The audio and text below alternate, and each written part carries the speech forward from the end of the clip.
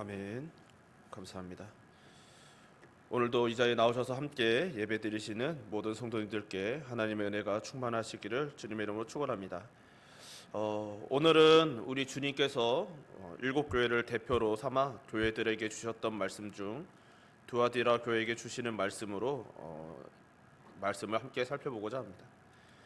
사실 두아디라는 일곱 교회가 소재한 도시들 중에서 가장 덜 알려진 도시였습니다. 고고학적으로도 에베소와 같이 버려진 도시로서 에베소 같은 도시들은 버려진 도시였기 때문에 발굴이 용이했지만 두아디라는 현재도 번성하고 있는 도시이기 때문에 발굴이 거의 이루어지지 못하고 있기 때문입니다. 그런 까닭에 지금도 우리는 두아디라에 대해서 잘 알 수가 없습니다. 그럼에도 주어진 정보들을 살펴보면 두아디라는 그 당대에 정치 군사적으로는 별 주목을 받지 못하는 도시였습니다. 평지에 지어진 도시였기 때문에 군사적으로 지키기도 너무나 어렵고 또 그렇다고 국경에 있는 것도 아니고 그렇다면 또 정치적으로도 그다지 주목을 받을 이유가 없는 도시였기 때문이죠. 그런 까닭에 황제 숭배에 당대 초대 교회를 고통스럽게 하던 황제 숭배에 대한 압박도 비교적 덜하였고 상대적으로 덜 핍박받는 도시였습니다.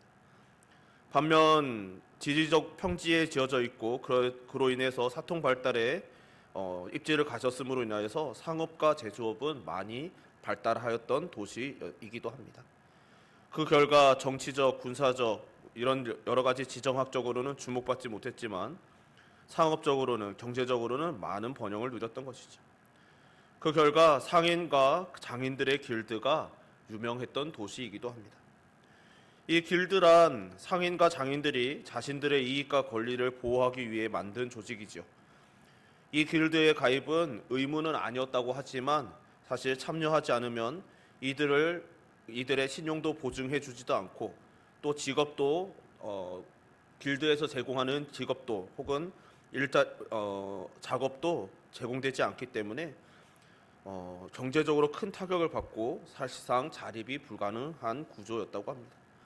그렇게 사실상 강제는 아니었지만 사실상 거의 모든 시민들이 가입하는 단체였던 것이죠. 그러니까 대부분의 시민들, 특별하게 정치적인 권력이 있거나 공직에서 머물고 있거나 이런 여타한 다른 특수한 경우가 아니라면 대부분의 시민들은 이 길드에 속하지 않을 수 없었다는 이야기입니다. 문제는 이런 길드들은 종교와도 연관되어 있었다는 것이죠. 그들은 함께 종교의식을 행하고 재물을 나누어 먹어야 하는 종교단체가 아님에도 종교생활과 분리되지 않는 생활 조직이었습니다. 필연적으로 성도의 신앙과 충돌이 일어날 수밖에 없는 구조였죠.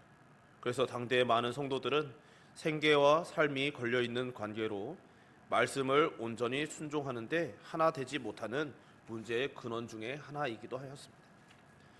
그렇다고 완전한 대안이 없었는가 하면 또 다른 대안이 있긴 하였습니다. 바로 유대 공동체에 속하는 것이죠.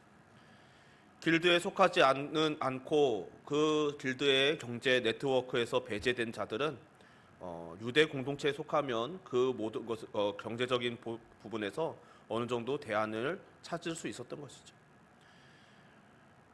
유대 공동체는 당시 로마 인구의 1할가량 되던 것으로 추정되는데 이들에게 유대 공동체에 속하면 그래서 경제적으로 길드에 종속되지 않아도 살 수가 있었던 것이죠. 실제 당대의 문란한 종교적인 삶에 회의를 품던 이들 중에 유대교로 개종하는 이들이 상당하였다고 하며 그것이 당대의 로마 당국도 무시할 수 없는 유대 공동체의 규모의 원인 중에 하나가 되었던 것이죠. 그래서 이들은 로마 내에서도 상당한 인구 규모와 독자적인 경제 공동체를 이룸으로써 그 당대의 다신교적인 문화, 이교의 문화에서 벗어날 수 있었습니다. 그 대표적인 예 중에 하나가 두아디라의 자주 장사였던 루디아인 것이죠. 사도행전 16장은 루디아를 두아디라시에 속해 있던 자주 옷감 장사로서 하나님을 섬기는 자였다고 소개합니다. 이 표현은 두아디라시에 속해 있는 상인이지만 상인 길드에 속해 있지 않은 유대 공동체에 속한 개종한 헬라인이었다는 뜻이죠. 그래서 여기서 하나님을 섬기는 자라는 이 표현을 통하여서 루디아가 이방인이지만 유대인이었음을 또한 우리는 보게 됩니다. 당대 성도들의 어려움은 이렇게 유대 공동체에 느슨하게라도 결속되어 있으면 당대 경제적인 로 길드에게 예속되지 않을 수 있었지만 유대 공동체에서도 배제되면서 더 고통스럽고 위험한 삶을 살 수밖에 없었던 것이죠. 이런 배경을 염두에 두고 오늘 본문 말씀을 살펴보길 소망합니다.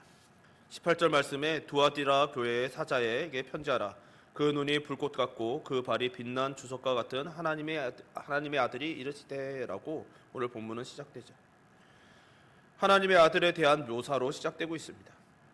여기서 묘사되는 모습은 앞서 1장에서 사도 요한이 주님의 모습을 보고 묘사한 표현과 동일합니다. 그리고 원어상 단어의 배치는 하나님의 아들이 우리 한글 성경처럼 뒤에 있지 않고 앞에 먼저 언급되고 있는 것이죠.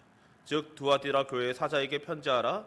하나님의 아들 그 눈이 불꽃 같고 그 발이 빛난 주석과 같은 이가 이르시되라는 로고 지역할 수 있습니다. 이 표현이 이 순서가 중요한 이유 중에 하나는 이것은 당대 두아디라 성도들의 처지를 고려한 매우 의도적이고 중요한 선언이었기 때문인 것이죠. 같은 예로 같은 표현을 묘사를 하고 있지만 1장에서는 인자라는 표현을 사용하고 있는 것을 우리는 주목해야 하는 것이죠.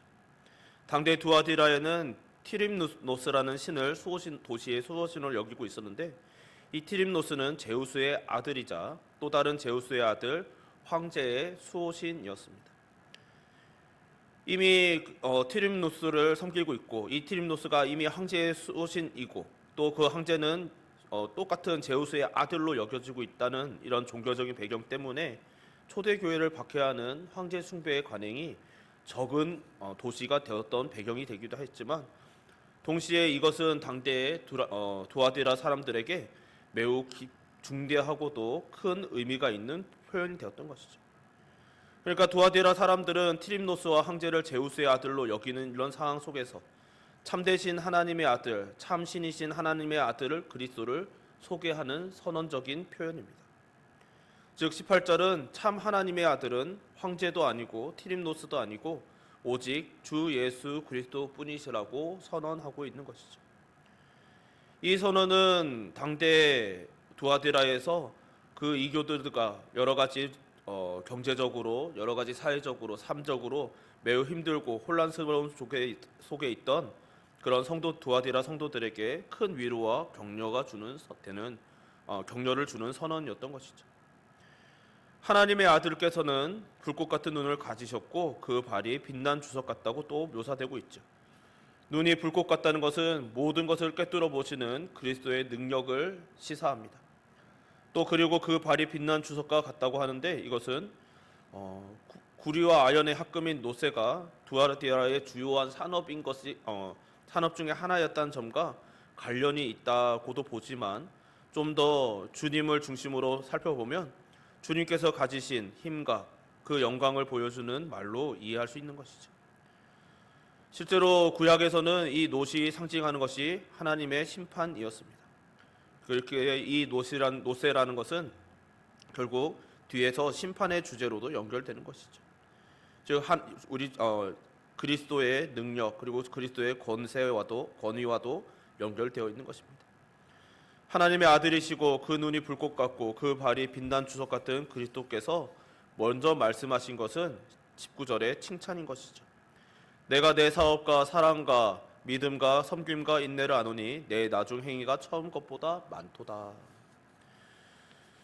여기서 주님께서는 5개의 단어를 사용하시는데 칭찬하시면서 첫째 번째 단어가 사업이고 그 뒤에 단어가 사랑, 믿음, 섬김, 인내인 것이죠.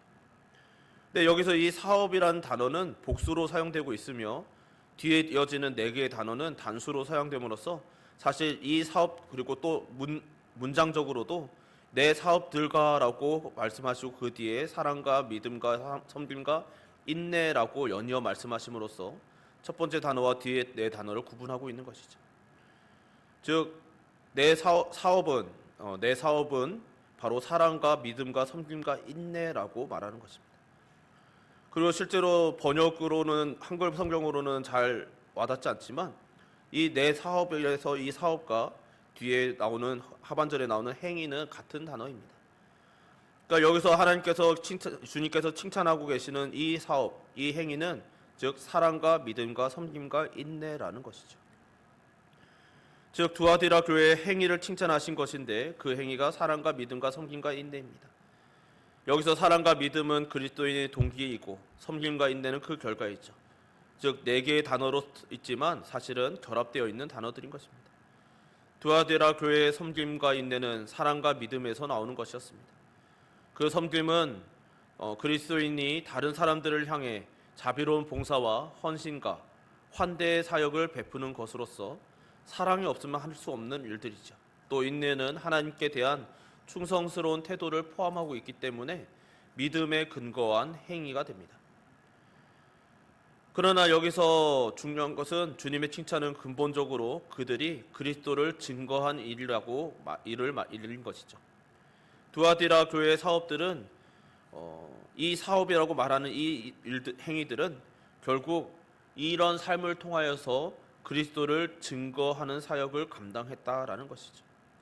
특히 믿음과 섬김과 인내가 함께 등장할 때 이것은 모든 반대적인 상황들, 적대적인 상황들을 무릅쓰고서라도 그리스도와 복음을 증거하는 것을 의미합니다. 여러 가지 악조건들이 있었습니다. 두아디라 성도들이 그곳에서 믿음을 지키며 살아가는 것은 앞서 길드에 대해서 설명하였지만 매우 힘든 일이었고 어려운 일이었습니다. 그럼에도 불구하고 그들은 그리스도와 복음의 증인이 되는 사명을 포기하지 않고 그 행위를 잘 감당하였다라는 칭찬인 것이죠. 이 칭찬은 에베소 교회와는 정반대적인 칭찬입니다. 주님께서는 에베소 교회에게 너의 처음 사랑을 버렸느냐라고 책망하신 바 있죠. 에베소 교회가 처음부터 그러진 않았지만 에베소 교회는 처음에는 정말 사랑으로 인내하며 정말 선한 행위들을 하였지만 이단들과 싸우면서 세월이 흐르는 중에 처음 사랑, 하나님께 대한 사랑과 형제와 이웃을 향한 사랑을 잃고 냉담한 교회가 되었음을 책망하시고 계시는 것이죠. 근데 반면 두아디라 교회를 향해서는 너희들의 나중 행위가 처음 것보다 많도다라는 말씀을 듣고 있습니다. 그렇다면 주님께서는 두아디라 교회의 사랑과 믿음과 섬김과 인내가 처음보다 나중이 더 좋다고 하시는 것인데 왜 이런 차이가 생겼을까요? 사실 문맥적으로 에베소 교회와 두아디라 교회 사이에는 초기에는 큰 차이가 없었을 것으로 여겨집니다. 두 교회 모두 동일한 복음을 받았고 동일한 은혜를 받았습니다. 근데 시간이 흐를수록 에베소 교회는 처음 사랑을 잊어버렸고 두아디라 교회는 점점 그것이 커졌고 깊어졌다는 것이죠. 이 차이는 주님께서 우리에게 주셨던 산상수훈에서 찾아볼 수 있는 것이죠. 주님께서는 산상수훈을 우리에게 말씀하시면서 이렇게 말씀하셨죠. 심령이 가난한 자는 복이 있나니 천국이 그들의 것이며. 성도의 심령이 가난한 것이 그것에서 차이가 생긴다는 것이죠. 정상적인 성도의 영혼의 상태는 가난합니다. 그래서 은혜를 구하는 것이죠. 내 은혜가 이만큼이면 족하다라는 말이 없는 것이죠. 물론 하나님께서 주신 은혜는 충분합니다. 그래서 그 충분하시고 은혜로 충분하다고 고백할 수 있습니다. 그러나 그렇다고 해서 이제 내가 10년 전에 그런 충분한 은혜를 받았으니 내가 지금도 앞으로도 더 계속 그 은혜로 살아갈 수 있는 것은 아닌 것이죠. 가난하다라는 뜻은 바로 여기에 있습니다. 은혜에 대한 갈망.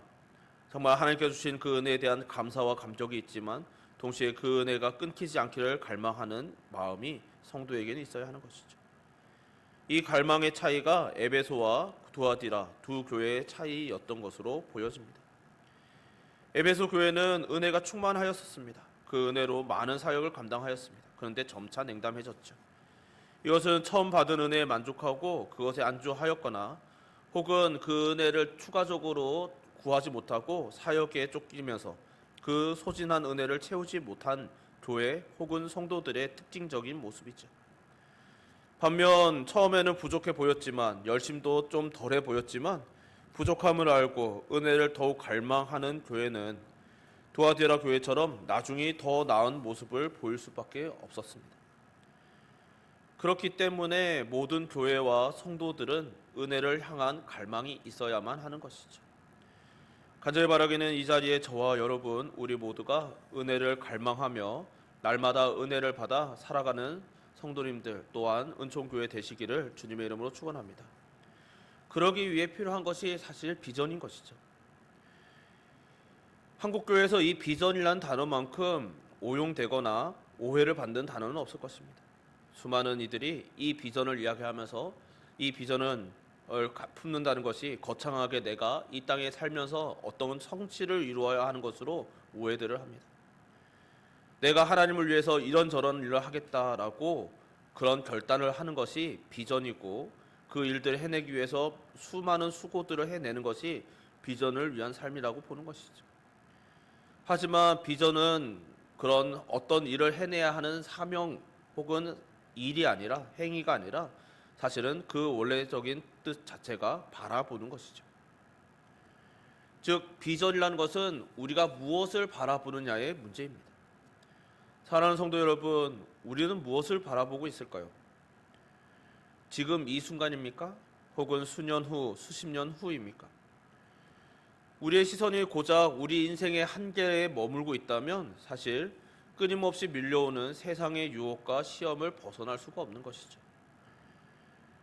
당장 이 우리의 인생에 한정하여 보면 어제였나요? 연초부터 전쟁의 소식이 들려왔습니다. 미국이 베네수엘라를 침공했죠. 그래서 한 나라의 대통령이 체포돼서 끌려가는 것을 우리는 보았습니다. 정말 당장 이런 뉴스로 인해서 어떤 이들은 두려워 떨고 어떤 이들은 기회를 보고 어떤 이들은 이것이 자신들에게 어떤 이익을 줄 수 있을까라고 계산하는 것을 보았습니다.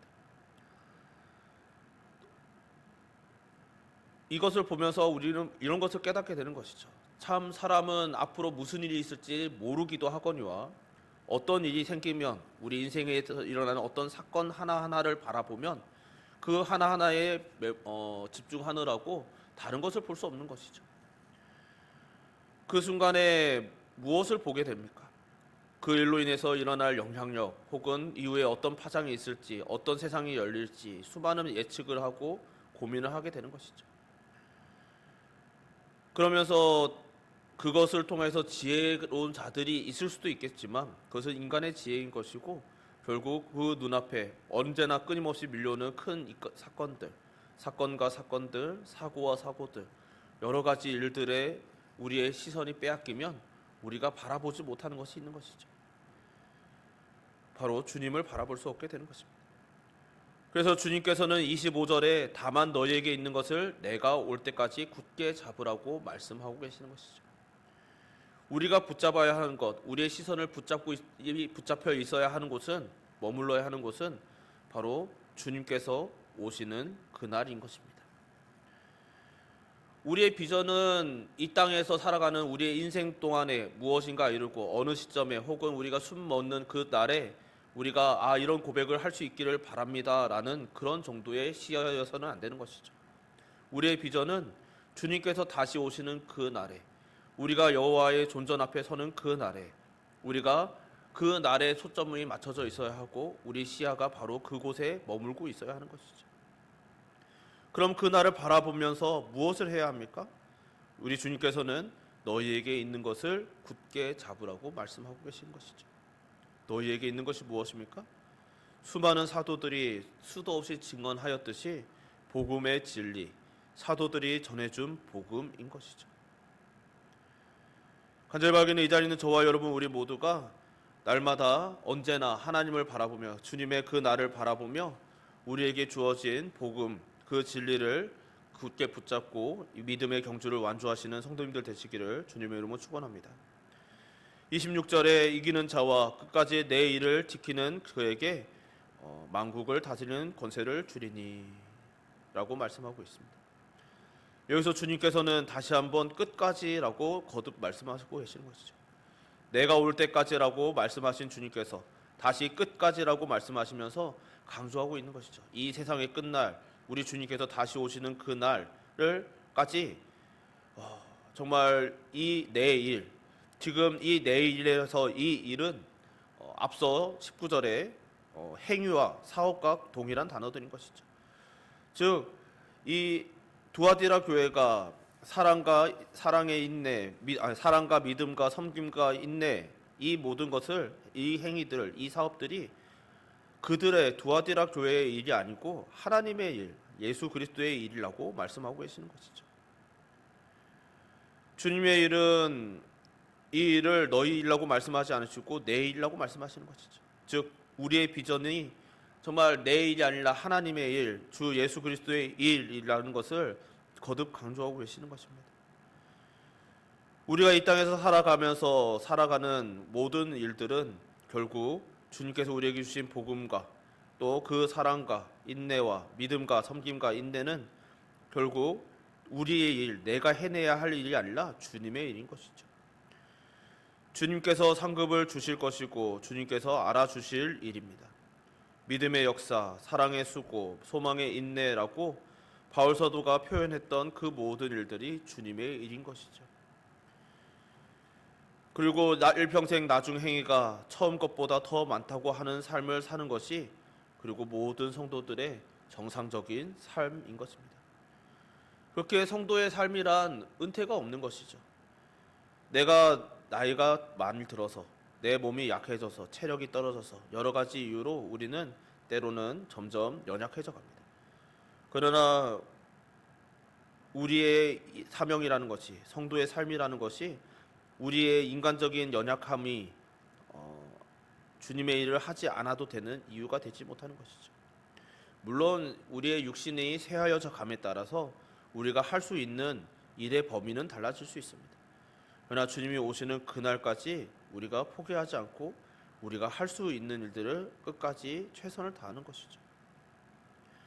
그 끝은 주님께서 우리에게 말씀하신 주님 오시는 그날까지 감당해야 하는 사명들인 것입니다. 사랑하는 성도 여러분, 이 자리에 있는 저와 여러분 우리 모두가 이런 믿음에, 이 확고한 믿음이 있으시기를 주님의 이름으로 축원합니다. 갈수록 교회가 약해진다는 이야기들을 듣고 있습니다. 수많은 교회들이 점점 약해지고 교회의 힘이 점점 더 빠진다고 하죠. 어떤 이들은 교회가 점점 더 늙어간다고 말합니다. 어떤 분들은 이제 새해가 되니까 여러 지나간 교회 여러분들께서 인사를 해주시더라고요. 그러면서 하시는 말씀이 이제 나이가 들어서 정말 교회에서도 내 자리는 없는 것 같고 그냥 그저 주님께서 부르시는 날만 기다려야 되는 것 같습니다라고 하시는 분들이 꽤 있으시더라고요. 그런 분들에게 뿐만 아니라 이 자리에 있는 저와 여러분 우리 모든 성도들에게 늘 주어져야 의식해야 되는 말씀은 이런 것이죠. 주님 오시는 그날까지 성도의 삶은 중단되어서는 안 되는 것입니다. 그러기 위해서 우리들이 꼭 필요한 것이 무엇이겠습니까? 바른 복음의 진리를 굳게 잡아야 하는 것이죠. 우리가 이 자리에 나와서 예배 시간에 말씀을 듣고 또 주중에 각자의 삶에서 말씀을 묵상하시고 말씀 묵상하고 계시죠? 예. 매일 말씀 묵상하시면서 말씀을 손에서 놓지 않으시는 성도님들 되시기를 주님의 이름으로 축원합니다. 꼭 그러셔야 되는 것이죠. 그 말씀을 붙잡으며 말씀을 멀리하지 않는 삶, 그 말씀을 날마다 가까이 하며 듣는 삶은 매우 복되고 영광스럽고 중요한 일입니다. 우리의 삶을 통하여서 그 말씀을 붙잡음으로써 우리가 진리를 굳게 잡는 것이기 때문인 것이죠. 어떤 이들은 우리가 수도 없이 읽었고 그 말씀을 다 압니다라고 말합니다. 실제로 설교를 하다 보면 내가 이미 알던 이야기, 같은 이야기, 들었던 이야기를 반복해서 들어서 지루하다. 그래서 설교의 시간에 굳이 집중하지 않는다라고 또 뻔한 이야기라고 말씀하시는 분들이 꽤 많으시더라고요.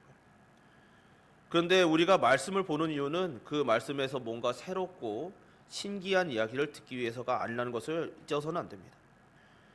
늘 들어왔던 말씀이지만 그 늘 들어왔던 말씀을 매일매일 되새기면서 그 말씀에서 떠나지 않기 위해서, 벗어나지 않기 위해서, 그 말씀을 잊지 않기 위해서 우리는 들었던 말씀을 또 듣고 거기에서 우리가 놓쳤던 말씀 혹은 우리가 잊었던 말씀, 들었지만 기억나지 않던 말씀들을 날마다 되새기며 살아가는 것이죠. 그로 인해 우리가 그 진리를 붙잡으며 진리에서 떠나지 않을 수 있는 은혜가 임하게 되는 것입니다. 또 하나는 우리가 주님의 일을 지켜야 하는 것이죠. 사랑과 믿음, 섬김과 인내라는 주님의 일을 우리들이 멈추지 말고 감당해야 하는 것입니다. 이 일은 어쩌면 새로운 일이 아닐 수도 있습니다. 지금까지 우리가 성도로서 살아가는 모든 일인 것이죠. 사실 이 시대를 살아가면서 이 시대뿐이 아니죠. 어느 시대나 그러해야 했겠지만 우리 인간들의 습성을 살펴보면 인간은 참 이기적인 존재이죠. 지금이 개인주의라서 더 이기적인 모습이 부각되는 것처럼 보이지만 과거에도 이기적인 모습은 언제나 있어 왔습니다. 근데 이기적인 존재가 모여서 공동체를 이루고 그 공동체에서도 안에서도 특히 이 교회는 독특한 공동체인 것이죠. 우리 중에 서로 같은 직업군을 가진 것도 아니죠. 길드처럼 같은 공동의 이익과 공동의 어떤 경제적인 이득을 얻기 위해 모인 것도 아니고 서로 다양한 직업군과 서로 다양한 계층과 서로 다양한 지역에서 살아가는 이들이 모여서 살아가는 공동체를 이룹니다. 그래서 교회의 사람들이 은혜가 없으면 많이 싸우게 되는 것이죠. 교회에서 끊임없이 싸움이 일어나는 이유는 은혜가 없어서입니다. 근데 동시에 은혜가 있으면 우리에게 일어나는 일들이 무엇이겠습니까? 사랑과 믿음과 섬김과 인내인 것이죠. 서로 이해가 일치하지 않는, 세상적인 이해가 일치하지 않는 이들끼리 모여서 같이 얼굴을 보며 마주하며 인사하고 서로 사랑하고 또 식사하고 교제하며 같이 예배를 드리는 것, 같이 시간을 보내는 것, 이것 자체가 하나님께서 우리에게 주신 사랑과 믿음이 없으면 할 수 없는 섬김과 인내인 것이죠. 그렇기 때문에 우리들이 드리는 이 예배, 그리고 이어지는 성도의 교제, 그리고 우리에게 맡겨진 여러 가지 사역들을 감당하는 일들이 멈추지 않도록 우리들이 애쓰는 것은 것 자체가 바로 주님의 일인 것입니다. 거기에 더하여 하나님께서 추가로 우리에게 주신 은혜가 있으시면 이것저것을 더할 수 있게 되는 것이죠. 간절하게는 이 자리에 있는 저와 여러분 우리 모두가 이러한 사실을 잊지 않으시기를 주님의 이름으로 축원합니다. 이 시대는 갈수록 우리에게 무엇인가 특별한 일을 해내야 한다고 부담을 주는 시대입니다. 오늘날 수많은 학생들이 공부하는 이야기들을 듣다 보면 이렇게까지 공부해야 되나 싶을 정도로 정말 많은 수고와 노력을 기울이는 것을 봅니다. 치열하게 경쟁하고 치열하게 노력하고 수고하죠. 세상은 그렇게 해야 작은 성취라도 이룰 수 있다고 말하는 것이죠. 그리고 기왕이면 더 노력하고 최선을 다하라고 말합니다. 물론 그것이 무의미하다는 말씀을 드리는 것이 아니라 그러나 교회는 그러한 것이 아니라는 것을 기억해야 한다는 것이죠. 우리가 무엇인가 경쟁적으로 어떤 업적을 이루고 어떤 트로피를 모으고 이러는 곳이 아니라 우리는 하나님께서 우리에게 맡기신 일들, 가장 직관적으로는 예배인 것이죠. 예배, 그리고 성도의 교제, 더 나아가서는 복음의 전도, 우리의 삶으로 복음을 전하고 그리스도께서는 이런 우리의 삶을 통하여 이런 모습을 우리에게 가르치셨노라고 전할 수 있는 복음적인 삶을 살아내는 것, 이 모든 것이 바로 주님의 일인 것입니다. 간절히 바라기는 이 자리는 저와 여러분 우리 모두가 이러한 주님의 일, 예배와 성도의 교제와 그리고 복음을 전하는 삶에서 정말 처음 행위보다 나중 행위가 더 많고 더 복되다라고 칭찬받을 수 있는 그런 성도님들과 교회 되기를 주님의 이름으로 축원합니다. 우리 찬양 한 곡 부르고 같이 기도합시다. 우리 주 은혜임을 이란 찬양인데요. 우리 함께 찬양 가사를 생각하면서 함께 찬양했으면 좋겠습니다.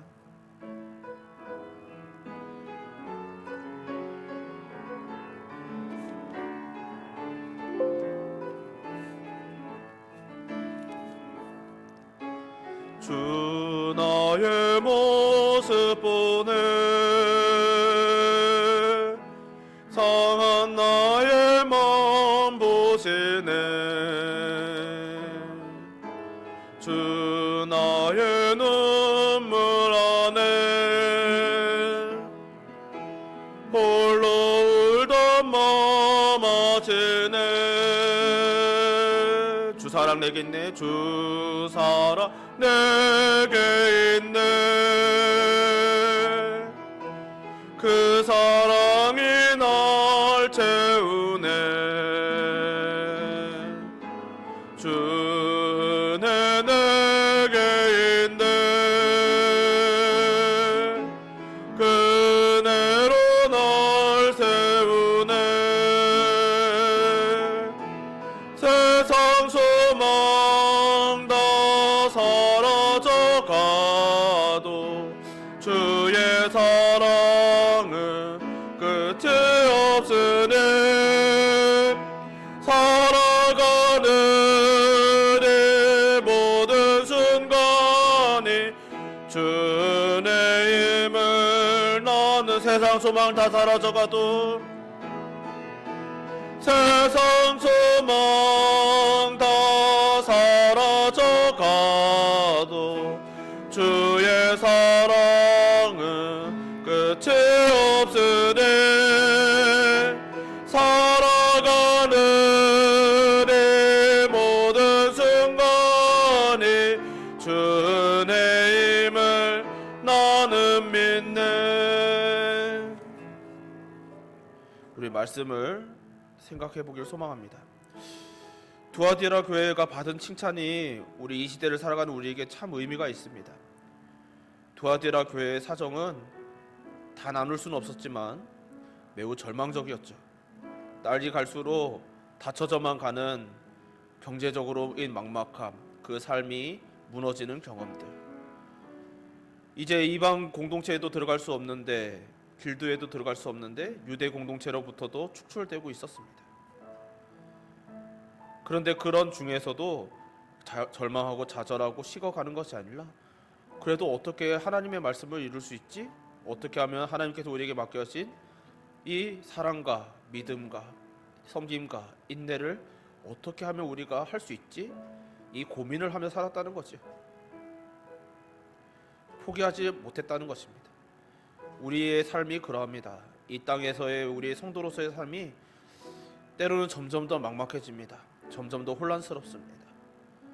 그럴 때 우리가 품어야 하는 것은 이래서 저래서 우리가 할 수 없어가 아니라 그래도 우리는 하나님을 포기할 수 없는데 우리가 어떻게 하면 하나님을 계속 예배할 수 있지? 어떻게 하면 우리가 성도의 교제를 이어갈 수 있지? 어떻게 하면 우리가 이 복음을 전하는 삶, 우리의 삶으로 복음이 드러나는 이 삶을 포기하지 않을 수 있지? 이 고민을 하는 것이죠. 우리 교회가 그런 교회 되기를 소망합니다. 우리 성도님들이 그런 성도님들 되시기를 소망합니다. 이 시간 우리 함께 기도하실 때 하나님, 지금까지 살아온 것도 주의 은혜이고 앞으로도 주의 은혜로 살아갈 것임을 고백합니다. 우리 앞에 놓여져 있는 여러 가지 문제들이 많습니다. 걱정거리들도 많습니다. 때로는 막막하고 절망적입니다. 그렇지만 하나님, 우리들이 그런 현실에 포기하고 좌절하지 않고 그래도 하나님께는 예배 계속 드릴 수 있게 해주세요. 하나님, 변함없이 성도의 교제를 이어갈 수 있게 해주세요. 우리가 어떻게 하면 복음의 삶을 살아갈 수 있을지 지혜를 주세요. 이것이 우리의 마음의 소원이 되게 하여 주시고 이것을 주님께서 주님을 다시 뵙는 그날까지 이 모든 일들을, 선한 일들, 하나님의 일, 주님의 일을 감당할 수 있게 해달라고 이 시간 우리의 믿음을 위하여, 우리의 믿음의 여정을 위하여 함께 기도합시다. 주여 한번 부르고 기도하겠습니다. 주여, 살마 코리아 부상하신 하나님 아버지, 오늘 두아디라 교회의 사정을 보며 주님의 뜻을 헤아려 봅니다. 주 여러분, 우리에게 기대하시는 성도의 삶이 무엇인가? 주 여러분, 때로는 우리는 많은 사역들을 감당하는 것인 것 같습니다. 에베소서 교회가 그러하였듯이 수많은 선교 사역에 열정적으로 참여하고 때로는 하나님 이단들과 끊임없이 투쟁하고 싸우며 주 여러분, 많은 일들을 정말 열심을 다해 지칠 때까지 감당하는 것인 것 같지만 하나님께서는 처음 사역을 잊었다 에베소 교회를 책망하시며 연이어 두아디라 교회를 향하여서 너희들의 사랑이 처음 사랑보다 나중 사랑이 더 깊다고 말씀하시며 주 여러분, 어렵고 힘든 처지에 놓여있던 두아디라 교회 성도들에게 너희들이 지금 그대로 지금 하고 있는 그 일을, 그 믿음을 끝까지 지키라고 권면하시는 것을 봅니다.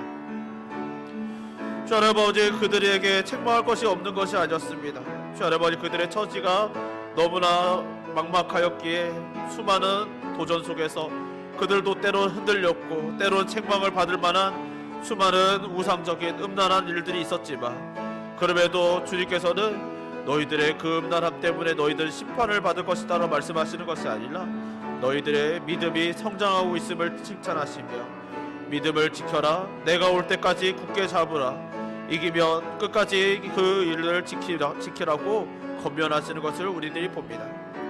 주 아버지, 우리에게 이런 믿음이 있기를 소망합니다. 우리에게 주어진 상황과 처지들, 여러가지 환경들이 때론 막막하고 혼란스럽고 우리가 무엇을 해야 될지 알지 못하지만 우리의 마음속에 이 갈망이 있게 하여 주옵소서.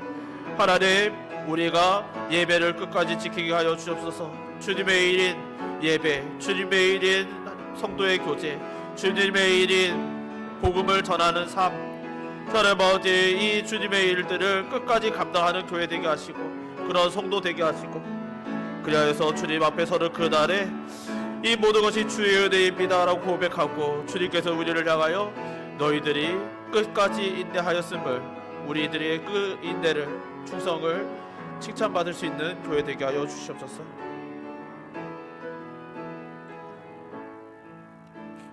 사랑이 많으신 하나님 아버지, 오늘도 이렇게 저희들에게 은혜를 주사 변함없이 예배드리게 하심을 감사드립니다.